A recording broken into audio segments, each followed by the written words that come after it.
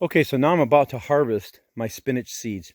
Now you'll notice that the stalks here have turned completely brown and dried. Now there are some here that are still a little bit green. This one here is a little bit too early to pick. These here that are, let me get a close-up here.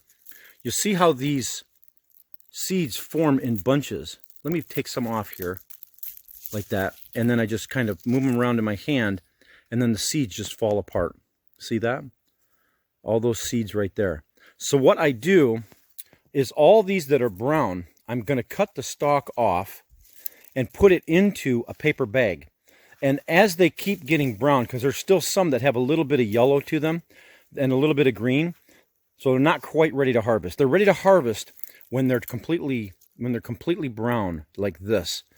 So I just keep putting them in until all of them have gone brown and dried. And then after I've harvested all of them, then I'll go ahead and show you how I actually extract the seeds from the stalk. Now you'll get a lot of these stalks here that have no seeds on them at all. Okay, I'm just going to compost those. The ones you want to look for are right here, where all the clusters are formed on these stalks here. So I'm going to go ahead and harvest all of these and leave all the ones that are a little bit green or yellow, okay?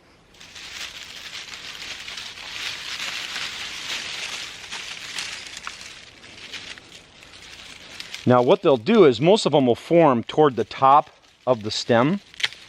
And so you'll have a big long stalk like this, which is for the compost. Okay.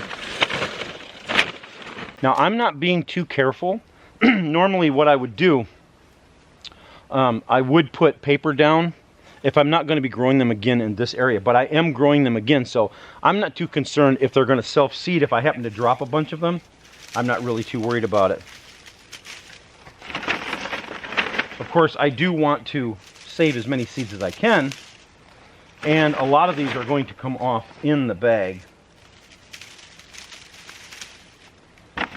And so if you're concerned about where they're going to be dropping, then of course you can put a bag underneath them, or what you could do is pull them up by the roots like this, and once they're dried like this, they come off so easily. Look at this, it just pulls right out. See that? The root system is not that long on these. And these, of course, are not the seed stalks. See, here's another one that's not a seed stalk. So you'll get two different kinds of stalks. You'll get seed stalks and you'll get regular ones. See, that's not a seed stalk. And that one there is, but the lower half is not seeds, and that is not one. Now you'll notice this string here.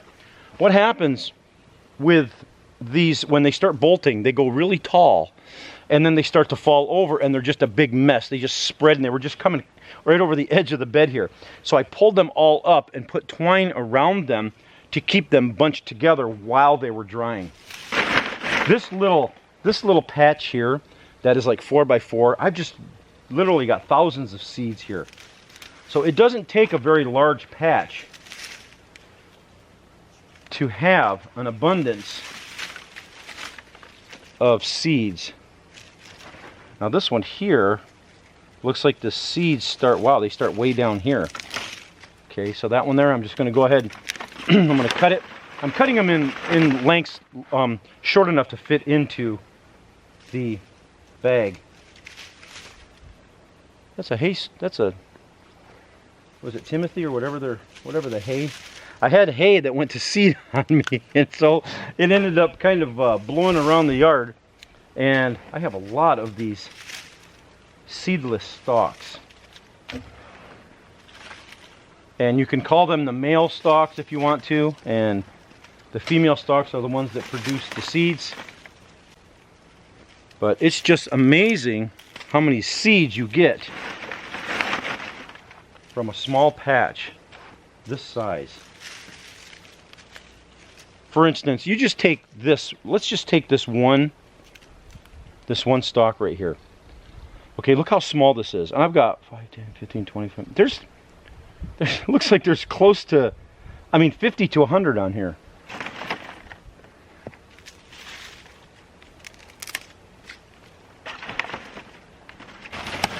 Okay, so removing the seeds from the stalk is actually a fairly simple process.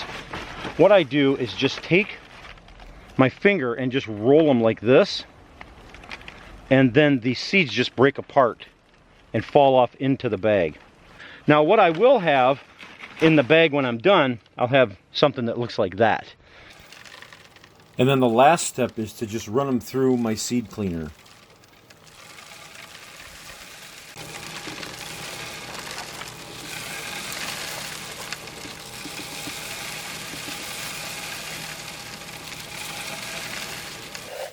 And in the right tray here, I get all of the clean seed, and in the left tray, all of the chaff and debris fall. So that's how I save my spinach seeds. Now, I know most of you probably don't have a seed cleaner, so it's no big deal. You can just take 2 bowls and in the wind or in front of a big fan, you can just dump them back and forth between bowls and it'll just blow all that debris out of there. So anyways, that's how I do it, and I just store them somewhere cool and dry, and they're good for a couple years. All right, well, thanks a lot for watching, guys, and don't forget to subscribe. And when you do, hit that little bell so you'll get notifications when I upload a new video. All right, we'll catch you guys later.